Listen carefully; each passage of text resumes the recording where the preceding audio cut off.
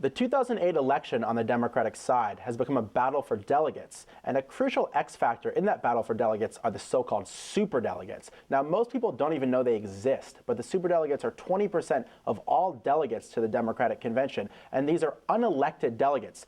They are largely party insiders, members of Congress, governors, distinguished former officials, and members of the party at the DNC and at the state level. And basically, these are the free agents of the primary season.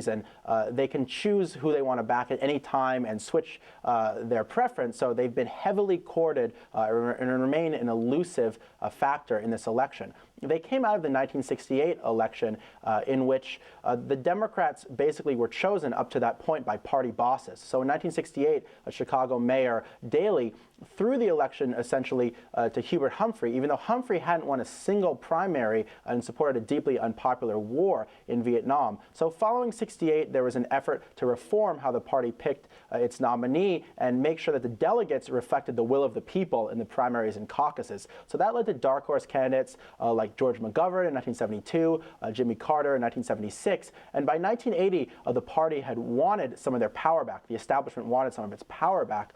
So what they did is they created this class of people known as the superdelegates who would reflect the party establishment. And the first election after that they really mattered, which was 1984. And what happened in 1984 is that Walter Mondale basically locked up all the superdelegates before the primary had even begun. So in the end, Gary Hart, who challenged Walter Mondale, ended up winning more primaries and caucuses than Mondale and almost tied him in the popular vote. But because Mondale got all the superdelegates, he was able to lock up the delegates very quickly at the convention. And so today, what this means is that another establishment frontrunner, Hillary Clinton, has an advantage among the superdelegates. Currently, according to the delegate tallies, she has 90 more superdelegates than Barack Obama has, which creates a potentially interesting scenario as we go forward. Obama could actually win more primaries, but he could lose at the convention in terms of delegates because of the superdelegates if they got behind Clinton in mass. So this is a potential aspect